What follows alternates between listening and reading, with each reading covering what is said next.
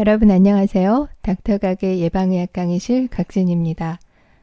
지금까지 우리는 역학 강의를 통해서 측정, 즉 메저먼트의 중요성과 개념들에 대해서 배워왔고요. 또 이러한 측정 등을 통해서 질병의 원인과 결과의 인과관계를 보는 연구 디자인들에 대해서도 한번 정리해 보았습니다. 그러면 오늘은 이런 과정을 통해서 얻어진 인과성을 추론하는 데 있어서 추가적으로 고려해야 할 점들에 대해서 몇 가지 설명드려 보겠습니다. 인과성 추론을 이끌어내는 데 있어서 중요한 개념은 크게 세 가지가 있는데요. 바로 바이어스와 교란, 상호작용이 있습니다. 오늘 강의에서는 그 중에서도 첫 번째로 바이어스에 대한 설명을 드려보겠습니다. 자, 이제 시작해 보겠습니다. 오늘 말씀드릴 내용은요. 무작위 오류와 체계적 오류, 바이어스의 정의와 분류, 선택 바이어스, 정보 바이어스에 대해서 설명드리겠습니다. 자, 우리가 바이어스를 먼저 설명하기에 앞서서 메저먼트에 대한 얘기를 먼저 좀 해볼까요? 우리가 메저먼트는 연구에 있어서 아주 중요한 도구라고 말씀드렸고 이 도구를 잘 활용함으로 인해서 우리가 참값에 접근할 수 있는 가장 좋은 어떤 루트가 될 수 있겠는데요. 그러면 이 측정에는 과연 완벽할 수만 있을까요?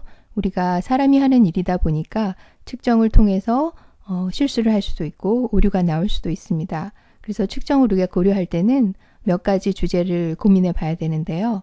과연 이 측정 도구가 측정하고자 하는 것을 제대로 측정하고 있는지에 대한 질문과 측정의 결과가 과연 믿을만한 것인가에 대한 질문을 해볼 수 있습니다. 따라서 우리가 측정을 통해서 완벽하지 않고 어떤 오류를 발생하게 됐을 때 그 오류를 크게 두 종류로 나눠볼 수 있는데요. 무작위 오류와 체계적 오류로 나눠볼 수 있습니다. 일단 첫 번째 무작위 오류는 랜덤 에러라고 하고요. 일관적이지 않게 오류가 발생하는 경우를 의미합니다. 예를 들자면 측정이 부정확해서 제대로 눈금을 못 읽는 것과 같은 거죠. 그런 개념이거나 아니면 대상자가 너무 작은 경우도 무작위 오류가 발생할 수 있습니다. 두 번째로는 체계적 오류, 시스테마틱한 에러라고 표현해서 바이어스와 같은 의미로 쓰이는데요. 이것은 우연한 실수로 측정이 잘못된 것이 아니라 잘못된 측정 방법을 채택함으로 인해서 지속적이고 체계적으로 오류가 발생하는 것을 의미합니다. 오늘 우리가 설명드릴 여러 가지 종류의 바이어스와 교란 변수가 그 예가 될 수 있습니다. 그림을 통해서 설명하면 왼쪽 그림은 체계적 오류를 설명하는 것인데요. 우리가 관역의 제일 가운데 점을 진실이라는 참값이라고 가정을 한다면 그 진실로부터는 많이 벗어나 있지만 그 한 지점에 반복적으로 수렴하는 그런 특성을 보이고 있습니다. 따라서 지속적이고 체계적인 형태의 오류라고 볼 수 있고요. 오른쪽의 랜덤 에러는 즉 무작위 오류는 일관성이 없고 부정확하게 참값으로는 멀어져 있지만 그 안에서의 어떤 지속성이나 체계성을 찾을 수 없는 우연에 의한 그런 랜덤 오류라고 볼 수 있습니다. 따라서 우리가 무작위 오류와 체계적 오류를 크게 하나의 관역으로 설명을 할 때 1번과 같은 경우는 무작위 오류가 되겠고요. 2번과 같은 경우는 한 지점에 수렴하는 체계적 오류라고 볼 수 있습니다. 3번과 같은 경우는 진실값에 도달하는 경우를 의미하고요. 따라서 1번과 같은 경우는 타당도도 없고 신뢰성도 없는 그런 결과라고 볼 수 있고 2번과 같은 거는 타당도는 떨어지지만 한 점으로 수렴하는 신뢰도는 높은 그런 연구 결과라고 볼 수 있습니다. 3번과 같은 경우는 진실값에 가까워서 타당도도 높고 신뢰도도 높은 결과다라고 설명할 수 있는 개념입니다. 자, 이렇게 측정의 오류는 크게 무작위 오류와 체계적 오류로 나눌 수 있고요. 체계적 오류 속에는 크게 세 종류로 선택 바이어스와 정보 바이어스, 교란 변수라고 이렇게 크게 나눠서 설명해 볼 수 있습니다. 오늘 주로 설명드릴 내용은 선택 바이어스와 정보 바이어스에 대한 설명을 드려보도록 하겠습니다.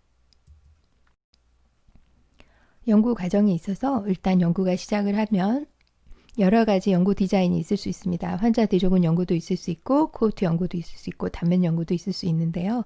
이 연구가 이제 시작이 되면 일단 대상자 선정을 하게 되죠. 그 대상자 선정 과정에서 생길 수 있는 바이어스가 바로 선택 바이어스가 되겠고요. 이렇게 대상자를 선정을 해서 자료를 수집하는 과정에서 생기는 바이어스가 바로 정보 바이어스가 생길 수 있습니다. 그리고 이런 자료들을 모두 수집하고 나서 자료를 분석하고 결과를 해석하는 과정에서는 교란 바이어스가 작용할 수 있다는 것을 연구 과정에서 이해하시면 좋겠습니다. 그럼 바이어스란 정확히 무엇을 의미할까요? 바이어스는 정의로 말하자면 어떤 노출의 질병 위험에 대한 효과 평가에서 잘못된 평가를 내리게 하는 연구 설계나 수행, 분석 과정에서의 모든 계통적 오류를 의미합니다. 따라서 바이어스는 어떤 단계에서든지 생길 수 있고요. 우리는 어떤 연구를 수행하든 의식적이든 무의식적이든 바이어스나 선입견을 가질 수가 있기 때문에 편향된 결과를 가져올 수 있는 위험을 갖고 있는 셈이죠. 따라서 이런 바이어스를 해결하는 방법은 무작위 할당이라든지 우리가 여러 번 RCT라는 연구 디자인에서 설명을 많이 드렸죠. 이런 랜더미제이션이라는 할당의 개념을 선택하기도 하고요. 또 눈가림이라고 하는 블라인딩의 방법을 선택할 수 있겠습니다. 자, 우리가 하나의 그래프로 그 바이어스와 참가가의 어떤 개념을 설명해 보자면요. 우리가 0에 가까운 값을 true값 또는 레퍼런스 밸류라고 본다면 그 샘플의 평균값을 나타낸 그 정규 곡선의 어떤 양상을 하나의 결과라고 봤을 때 그 결과와 그 다음 진실과의 차이를 그 폭을 바이어스라고 표현했습니다. 따라서 이 폭이 좁으면 좁을수록 바이어스와 진실값과의 값이 가까우면 가까울수록 진실에 가까운 결과가 볼 수 있겠고요. 멀면 멀수록 편향된 결과라고 설명드릴 수 있습니다. 그리고 이 바이어스가 있는 어떤 결과값이라 할지라도 그 안에서의 반복적으로 수렴되는 결과의 폭이 정확도 또는 신뢰도라는 개념으로 설명할 수 있겠습니다. 자, 일단 먼저 선택 바이어스에 대해서 설명을 해볼까요? 선택 바이어스는 연구 대상을 선택하는 과정에서 발생하는 바이어스라고 설명드렸습니다. 그 바이어스의 종류에는 여러 종류가 있는데 일단 첫 번째로는 무응답 바이어스라고 하는 개념이 있습니다. 무응답 바이어스는 참여하지 않거나 또는 무응답인 대상자의 특성이 연구에 참여한 사람과 다름으로 인해서 생기는 바이어스가 될 수 있겠는데요.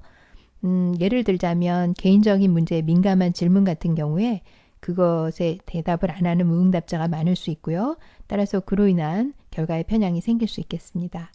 두 번째는 버크슨 바이어스라고 해서 연구 대상자를 특정 병원에서만 한정해서 뽑을 때 생길 수 있는 바이어스인데요. 이 경우는 특정 병원이 갖고 있는 독특한 어떤 특성이라든지 아니면 환경적인 차이라든지 이런 거로 인해서 그 연구 결과를 일반화할 수 없는 그런 한계점을 갖고 있거든요. 따라서 이런 경우로 인한 바이어스를 버크슨 바이어스라고 하고 주로 환자 대조군 연구에서 발생한다고 볼 수 있습니다. 다음은 선택적 생존 바이어스라고 서바이벌 바이어스라고 표현하는데요. 예를 들자면 치명적인 질병이라든지 또는 그러한 요인 연구를 할 때 이미 많은 대상자가 치명적인 질병이다 보니까 연구 시작 시점에 사망했을 가능성이 높은 경우를 의미합니다. 이 경우는 생존자만이 연구 대상자로 속하게 되는 그런 결과를 가져오게 되고요. 우리가 원래 알고 싶었던 거는 치명적 요인이나 질병 연구였지만 결론적으로는 생존 대상자만 연구하다 보니까 서바이벌에 대한 연구 논문이 된다는 거죠. 따라서 이런 편향이 생길 수 있고요. 다음은 자발적 참여자 바이어스, 즉 볼런티어 바이어스가 되겠는데 자발적 참여자가 많이 참여한 연구일수록 비자발적 참여자에 비해서 만약에 이들이 더 건강하다면 그 결과는 아무래도 편향적이 될 수밖에 없겠죠. 다음은 추적 관찰 탈락 바이어스가 되겠습니다. 이 바이어스는 추적 관찰 도중에 탈락자가 많음으로 인해서 대상자가 줄게 되고요. 또 그 대상자 중에는 일부분만이 최종 분석에 포함이 되다 보니까 그 결과는 아무래도 편향된, 즉 일부분만의 결과에 반영되는 그런 바이어스를 가져오게 되고 예를 들자면 추적 관찰을 시행하는 연구에서는 주로 생길 수 있는 바이어스이기 때문에 참고하시면 될 것 같고요. 여섯 번째는 인지 바이어스입니다. 인지 바이어스는 위험 요인을 가진 대상자는 아무래도 더 자주 진단 검사를 받게 되고 그렇지 않은 대상자는 자주 진단 검사를 받지 않음으로 인해서 생기는 바이어스가 되겠는데요. 따라서 질병과 요인과의 관련성이 두 군과의 차이에서 이미 선택적으로 달라지기 때문에 그로 인한 바이어스가 생길 수 있겠습니다. 자, 다음은 정보 바이어스가 되겠는데요. information bias라고 표현하고 측정 오류의 정도가 비교하고자 하는 만약에 두군, 치료군이나 대조군 이런 두 종류의 두 집단 간에 서로 오류의 정도가 다를 때 초래될 수 있는 바이어스를 의미합니다. 그 예로는 면담자 바이어스, 즉 면담을 하는 인터뷰어가 바이어스를 갖는 경우를 의미하는데 설문조사자의 편견이라든지 또는 유도 질문을 통해서 수집된 정보는 그 질에 있어서 응답 자체에 있어서의 차이가 유발될 수 있기 때문에 바이어스가 생길 수 있고요. 두 번째로는 측정 바이어스로 잘못된 조사 방법이나 잘못된 검사 방법을 사용을 해서 타당도가 떨어지는 검사 방법을 사용함으로 인해서 결과에 영향을 미치는 바이어스를 의미합니다. 다음은 많이들 사용되는 회상 바이어스, 리콜 바이어스라고 하는데요. 연구의 측정 자체가 피조사자의 기억력에 의존해서 과거 노출을 판단할 때 이럴 경우에 정보 수집이 기억력에 의존하다 보니까 정보의 정확성이 떨어질 수 있고 또 그들의 어떤 경향이라든지 회피하고자 하는 의도에 따라서 결과가 달라질 수 있다고 볼 수 있습니다. 예를 들자면 네덜란드의 어떤 지역에서 서부와 남동부 지역으로 나눠서 그 임산부에서 이전에 인공이산을 했던 경우 유방암과의 발생률의 비교 위험도를 분석한 연구 결과인데요. 상대적으로 그 서부 지역은 남동부 지역에 비해서 되게 개방적이고 자유로운 지역이고요. 남동부 지역은 카톨릭이 대부분 차지하고 있는 되게 보수적인 지역이라고 합니다. 따라서 인공유산에 대한 어떤 타부라든지 또는 거부감 또 피하고 싶은 마음 또 남들한테 알리고 싶지 않은 마음들이 설문지를 통해서 반영된 결과라고 볼 수 있습니다. 따라서 보정이 안 된 상태에서의 비교 위험도에 비해서 의료진의 어떤 데이터를 통해서 비교 분석한 결과와 비교 위험도를 비교해 봤을 때 실제적으로 보정값은 훨씬 더 높은 값을 나타내는 걸 볼 수 있습니다. 이와 같은 것이 바로 리콜 바이어스의 대표적인 예라고 볼 수 있겠습니다. 자, 그 다음 계속해서 정보 바이어스를 설명드리면 다음은 출판 바이어스가 되겠는데요. 출판 바이어스는 제가 그 메타 분석에서 한번 설명드렸던 개념인데요. 주로 체계적 고찰과 메타 분석 시행 시 사용되는 그런 바이어스의 개념입니다. 우리가 연구 결과가 여러 가지 연구를 이제 총합하는 것이 체계적 고찰이잖아요. 그런데 그 연구들을 다 추합하는 과정에서 그 연구 결과는 대부분 양적인 결과들을 보고하고 있기 때문에 연구 결과가 유의하지 않은 것은 출판이 되지 않을 가능성이 높아서 실제적으로 그 전체적인 결과는 편향될 가능성이 높다는 의미입니다. 그림으로 표현하자면 결과가 잘 나온 쪽으로 샘플이 이렇게 점이 다 분포가 돼 있고요. 결과가 나빴던 거는 거의 분포가 안 돼 있죠. 이런 거는 출판 바이어스가 전형적으로 나타난 경우고요. 오른쪽 그림 같은 경우는 좋건 나쁘건 결과가 모두가 보고가 돼서 출판 바이어스가 없는 예를 의미합니다. 다음은 호손 효과라 그래서 특별한 중재나 실험 없이 연구를 참여할 때 특정 위험 요인이 반복 측정되는 것 그 자체만으로 대상자의 행동 변화를 유발해서 결과적으로 요인이나 결과 간의 관련성에 영향을 미치는 경우를 호손 효과라고 표현합니다. 다음은 확인 바이어스인데요. 코호트 연구 추적을 관찰할 때 질병 발생 요인에 노출된 대상이 그렇지 않은 대상에 비해서 과다하게 자신의 질병을 보고하게 될 가능성이 높아서 마치 질병 발생이 높은 것처럼 결과가 도출될 수 있는 경우를 확인 바이어스라고 표현합니다. 자, 지금까지는 바이어스에 대해서 선택 바이어스, 정보 바이어스에 대해서 설명을 드렸고요. 다음 개념은 미스클래시피케이션이라는 오분류에 대한 개념을 설명드리겠습니다. 우리가 측정에 있어서 측정 오류를 언제든 생성할 수 있다. 아무래도 인간이 하다 보니까 그런 측정 오류를 나타낼 수 있는데 그 오류의 정도에 따라서 그 차별적 오분류와 비차별적 오분류로 나눠볼 수 있습니다. 그래서 개념적으로는 두 군의 오분류 정도가 다른데 아주 심각하게 다른 경우를 의미합니다. 그래서 연구 결과라든지 방향이 뒤바뀔 정도의 바이어스가 생성될 수 있는데요. 말하자면 바이어스가 널값으로부터 멀리 떨어진다라는 표현을 하는데 그거는 아까 그래프에서도 설명드린 것처럼 우리가 레퍼런스 값, 진실값 또는 널값으로부터 바이어스 값이 멀면 멀수록 그 바이어스가 심화된 경우라고 표현했죠. 따라서 차별적 오분류의 의미는 그 널값으로부터 멀어진다는 의미를 설명하고 있는 거고요. 비차별적 오분류는 두 군 간의 오분류 정도가 비슷한 정도를 의미합니다. 따라서 결론은 비슷하고 널값에 가까운 바이어스를 유발한다고 표현할 수 있습니다. 즉 바이어스 폭이 그만큼 있긴 있어도 좁다라는 의미죠.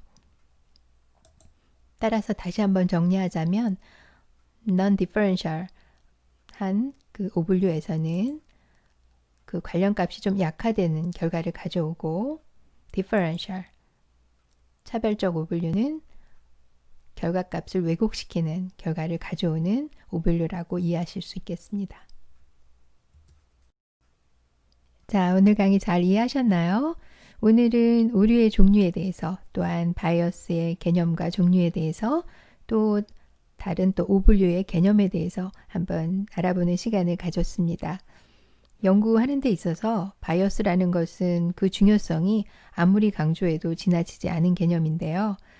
따라서 바이어스는 부적절한 연구 설계와 수행을 반영하는 것이기 때문에 결과적으로는 연구의 타당도에 영향을 미치는 아주 중요한 요인입니다.